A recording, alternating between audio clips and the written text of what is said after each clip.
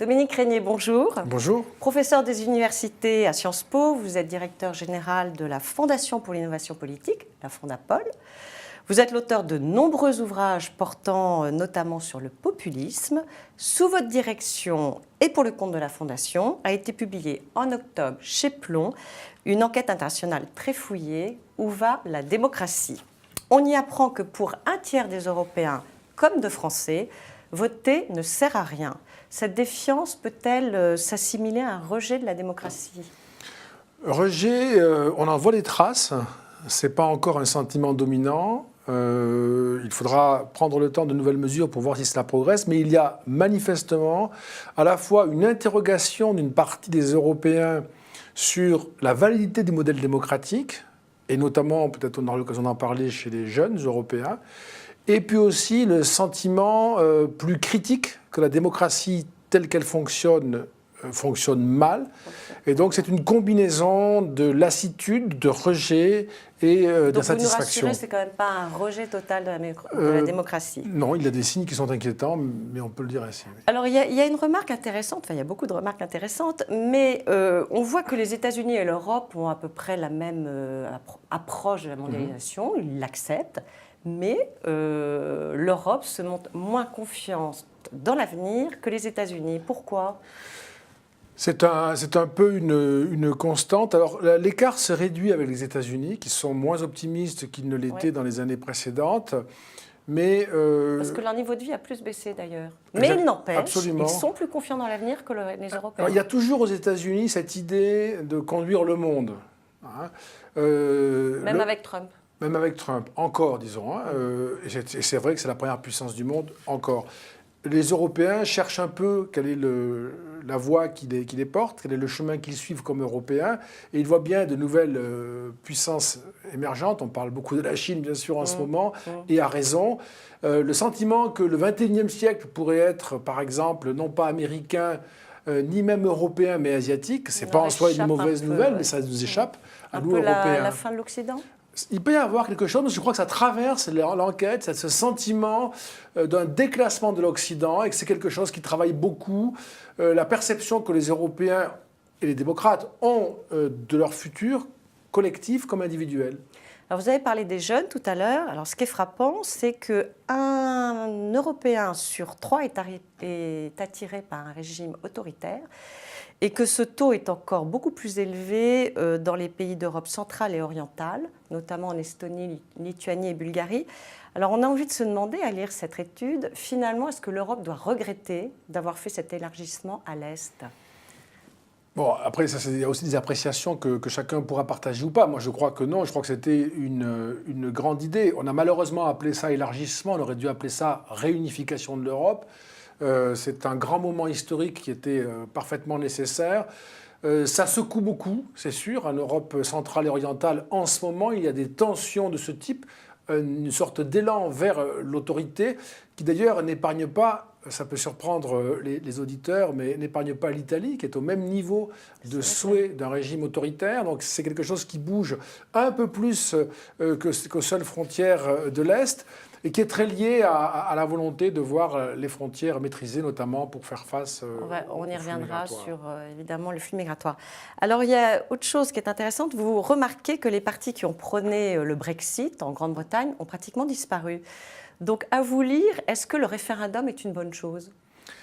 Alors, le référendum est en soi un outil dont on ne peut pas contester la validité. Hein. Simplement, c'est l'usage qui fait problème. Dans le cadre du Royaume-Uni, c'est un usage très tactique, très politique, voulu par Cameron, hein, et poussé, bien sûr, par le parti anti-européen, le UKIP de Nigel Farage. On a beaucoup joué avec la politique. Le résultat n'est pas celui qu'espéraient certains. Il met les Britanniques dans une situation quasi irréversible, très compliquée, et peut-être qui va leur coûter cher. Qui va leur coûter cher, qui va nous coûter cher. Plus de 40 milliards. Hein. Oui, et à nous tous, longtemps, on va négocier des accords, etc. Les avocats font de l'argent là-dessus. Ça ne fera pas avancer du tout le schmilblick. On ne va rien créer comme richesse intellectuelle, on ne va rien créer comme innovation, malheureusement. Donc on peut dire que dans ce cas-là, quand même, c'est un mauvais usage à tout le moins, très politique, mais pourquoi? Parce très que tactique. finalement, ça n'a pas été suffisamment bien expliqué. Parce on que n'a pas expliqué suffisamment les enjeux. Parce qu'on ne fait pas un dit... référendum comme ça sur un sujet aussi important qui engage 50 ans ou un siècle.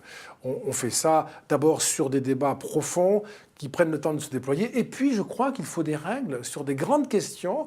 La majorité simple ne suffit pas. Il faut des majorités qualifiées, il faut des mécanismes de contrôle de la participation, un minimum de participation. 37%. Et là encore, les jeunes n'ont pas voté. N'ont pas voté. Et c'est leur avenir qui a été engagé. 37% des Britanniques ont voté oui à la sortie de l'Union européenne. Si on regarde par rapport aux inscrits, ce n'est pas suffisant.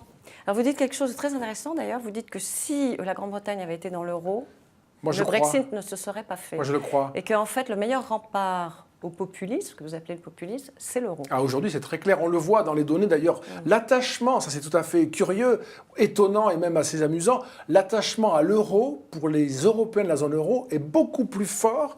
Par exemple, 70% des Autrichiens sont attachés à l'euro que l'attachement à l'Europe. 40% des Autrichiens sont attachés à l'Europe, mais 70% à l'euro. Est-ce que c'est une histoire d'âge ? Non, c'est une histoire d'argent. Oui, mais justement, voilà. Parce qu'en général, ceux qui ont plus d'argent et qui... Ben, c'est le patrimoine, disons. Hein. Voilà. Ça, vous avez raison. Ça peut compter, vous avez raison. La sortie de l'euro pénalise plutôt ceux qui ont de l'argent. Oui, alors c'est aussi pour ça que j'avais un peu hésité, mais vous avez raison, vraiment. C'est peut-être l'idée aussi de pouvoir laisser à ses enfants et ses petits-enfants son patrimoine sans l'altérer en prenant le risque politique du populisme. Alors, dans votre étude, on n'apprend pas, parce qu'on le sait, les Français donc, sont les champions du pessimisme.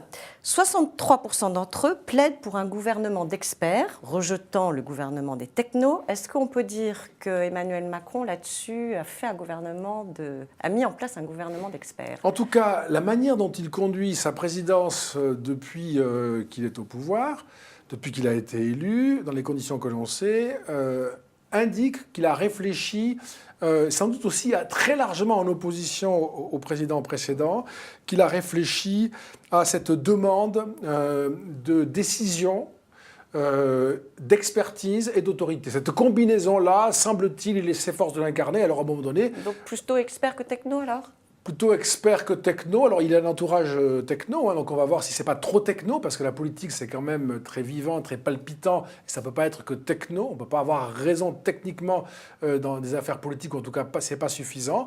Maintenant, on verra, parce que les Français sont aussi capables, dans quelques mois ou quelques années, de trouver que ça n'est pas assez démocratique et de dire le contraire de ce qu'ils ont perçu précédemment.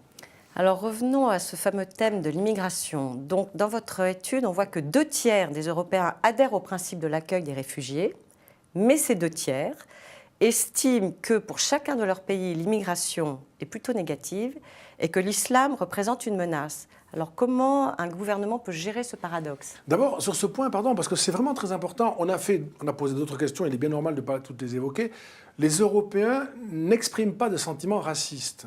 Oui, bien sûr. Il n'y a pas d'intolérance à l'égard des religions différentes, des personnes d'origine différente, etc. Ça n'existe pas, sinon de façon marginale. Ça, il faut quand même le dire pour casser quelques idées reçues. Ensuite, ils disent de façon très nette, vous l'avez dit, il faut savoir accueillir des personnes qui fuient la misère ou la répression. Très bien. Mais en même temps, ils ne veulent pas que les flux de migrants et même de réfugiés échappe à tout contrôle parce qu'ils considèrent que c'est un risque. D'où la nécessité de frontières. Voilà, absolument. Et la peur, voilà, et depuis 2015, la peur des attentats parcourt l'Europe et on peut le comprendre, c'est pas très... Alors, une récente étude de l'IFOP montre qu'un Français sur 5 doute encore de la version officielle de l'attentat de Charlie Hebdo. C'est les fameuses théories du complot. Est-ce que Emmanuel Macron a raison selon vous, ou est-ce que sa politique de lutter contre les fake news est réaliste ? Alors, s'il s'agit d'alerter la société française, les familles, la communauté éducative, peut-être aussi les journalistes et l'ensemble des citoyens sur la nécessité de combattre les rumeurs, les fausses informations, les bêtises qui courent sur les réseaux sociaux et Internet, c'est une très bonne initiative et il faudra poursuivre. Maintenant, l'idée d'un appareillage législatif me paraît, moi, ou bien redondant, l'appareillage avec l'existant, ou bien périlleux, même en termes de recevabilité juridique. Ça ne sera pas facile de faire valider... Définir une fake news. Voilà, sans tomber dans la police des opinions qui n'est pas acceptable. Écoutez, Dominique Régnier, merci d'être Merci à venu vous. et merci pour ce livre qui nous démontre la fragilité de la démocratie. Au revoir.